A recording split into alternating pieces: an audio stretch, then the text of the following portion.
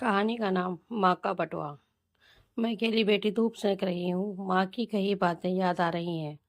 माँ को अपने पास रहने के लिए लेकर आई थी।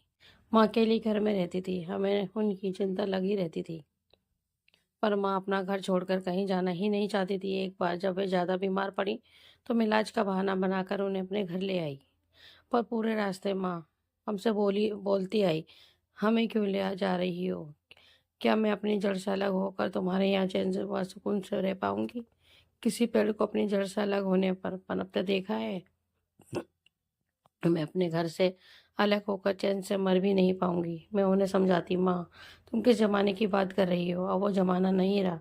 अब लड़की की शादी कहाँ से होती है और हम वह अपने हस्बैंड के साथ रहती कहाँ हैं? देश की तो बात ही छोड़ो, लोग अपनी जीविका के लिए विदेश जाकर रह रहे हैं। माँ कोई नहीं जानता कि कब कहाँ किसकी मौत होगी। घर में कोई नहीं है, तुम अकेले वहाँ रहती हो। हम लोग तुम्हारे लिए परेशान रहते हैं। यहाँ मेरे बच्चों के साथ आराम से रहोगी। बच्चों के साथ तुम्हारा मन लगेगा।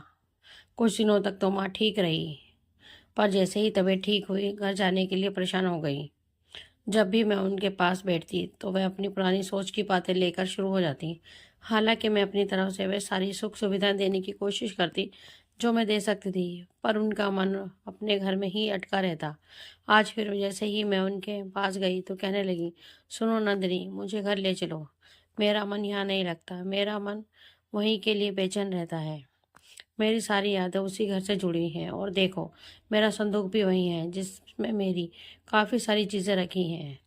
उन सब में मेरी यादें जुड़ी हैं। मेरी माँ का, मेरी नानी के बारे में। मोतियों वाला बटुआ उसी में है। उसमें तुम लोगों की छोटी छोटी बालियां और पायल जो तुम्हारी नानी ने दी थी रखी हैं। तुम्हारे बाबूजी की दी हुई साड़ी जो तो उन्होंने पहले तनख्वाह मिलने पर सबसे छिपा कर दी थी उसी संदूक में रखी है। उसे कभी कभी ही पहनती हूँ। सोचा था कि मरने से पहले तुझे दूंगी। मैं थोड़ा चिल्लाती हुई कहती हूँ, माँ अब उन चीज़ों को रख कर क्या कहना करना। आज जब उन्हीं की उम्र की करीब पहुंची हूँ तो माँ की कही वे सारी बातें सार्थक लग रही हैं। आज जब मायके से मिला पलंग किसी को देने या हटाने की बात होती है तो मैं अंदर से दुखी हो जाती हूँ, क्योंकि वास्तव में मैं उन चीज़ों से अलग नहीं होना चाहती। उस पलंग के साथ मेरी कितनी सुखद स्मृतियाँ जुड़ी हैं। मैं शादी करके जब ससुराल आई तो कमरे का फर्श हॉल ही में बना था, इसलिए फर्श गीला था। जल्दी जल्दी पलंग बिछाकर उस पर गद्दा डालकर उसी पर सोई थी। आज भी जब उस पलंग पर को देखती हूँ या छूती हूँ तो वे सारी पुरानी बातें याद आने लगती हैं। मैं फिर से वही 17-18 साल की लड़की बन जाती हूँ। लगता है अभी अभी डोली से उतरी हूँ। वह लाल साड़ी में लिपटी सिकुड़ी सकुचाई हुई पलंग पर बैठी हूँ। खिड़की में पर्दा भी नहीं लग पाया था। चांदनी रात थी, चांद पूरे शबाब पर था और मैं कमरे में पलंग पर बैठी चांदनी रात का मजा ले रही हूँ। कहा जाता है कि कभी कभी अतीत में खो जाना भी अच्छा लगता है। सुखद स्मृतियाँ जोश से भर जाती हैं। उम्र के तीसरे पड़ाव में भी युवा होने का एहसास करा जाती हैं। पुरानी यादें हमें नए जोश उमंग से भर देती हैं। नब्ज तेज चलने लगती है और हम उसमें इतना खो जाते हैं कि हमें पता ही भी नहीं चलता कि इस बीच का समय कब गुजर गया। मैं बीच बीच में गांव जाती रहती हूँ। अब तो वह घर बंटवारे में देवर जी को मिल गया है, पर मैं जाती हूँ तो उसी घर में जा रहती हूँ। सोने के लिए वही एक कमरा नहीं मिलता क्योंकि उसमें बहू बेटियां सोती हैं। मैं बरामदे में सोती हुई यही सोचती रहती हूँ कि काश उसी कमरे में सोने को मिलता जहाँ मैं पहले सोती थी। कितना सुखद स्मृतियाँ जुड़ी हैं उस कमरे से, मैं बयान नहीं कर सकती। ससुराल की पहली रात, देवरों के साथ खेलने, नंदों के साथ मस्ती करने तक सारी ये यादें ताज़ा हो जाती हैं।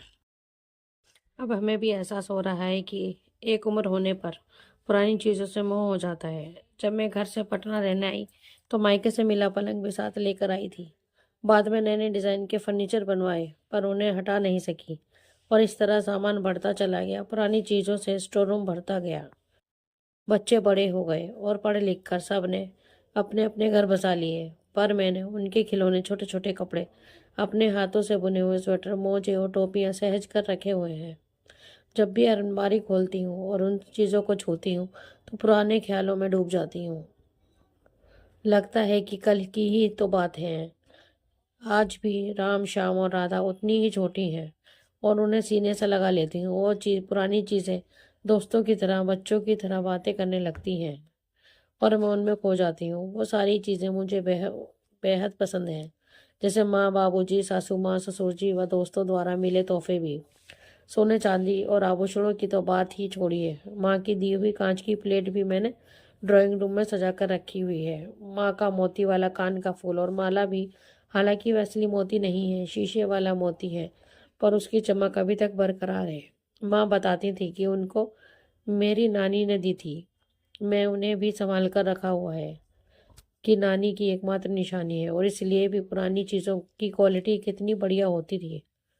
आज भी माला पहनती हूँ तो किसी को पता भी नहीं चलता कि इतनी पुरानी है। वो सारी यादें एक अलमारी में इकट्ठी हैं, जिन्हें मैं हर दिवाली पर झाड़ पोंछ कर फिर से रख देती हूँ। दादा के पापा कहते हैं, अब तो इन चीज़ों को बांट दो, पर मुझसे नहीं हो पाता। मैं भी माँ जैसी ही सब कुछ सहज कर रखती हूँ। उस समय में माँ की कई बातें वो उनकी भावना नहीं समझ पाती थी। अब मेरे बच्चे जब अपने साथ रहने की बुलाते हैं तो हमें अपना घर, जिसे मैंने अपनी आंखों के सामने एक एक ईंट जोड़कर बनवाया है, वो छोड़कर जाने का मन नहीं करता। अगर जाती भी हूँ तो मन घर से भी जुड़ा रहता है।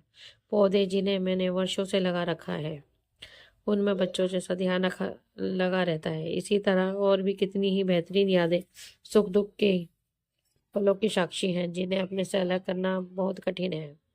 अब समझ में आता है कि कितनी गलत थी मैं। मेरी शादी गांव में हुई, पति के ट्रांसफर फुल जॉब के चलते इधर उधर बहुत जगह इनके साथ रही। सो अब जब से पटना में घर बनाया और रहने लगी तो अब कहीं रहने का मन नहीं होता।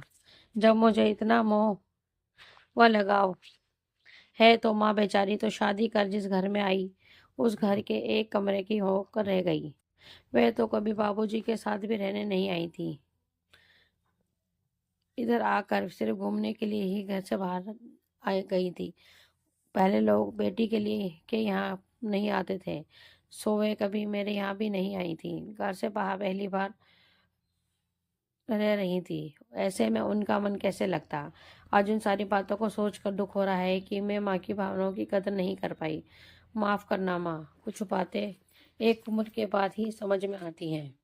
दोस्तों, आपको हमारी ये कहानी कैसी लगी प्लीज़ कमेंट में हमें ज़रूर बताएं। अगर कहानी आपके कुछ हुए तो अपने दोस्तों के साथ शेयर करना और हमारे चैनल को लाइक एंड सब्सक्राइब करना ना भूलना। धन्यवाद।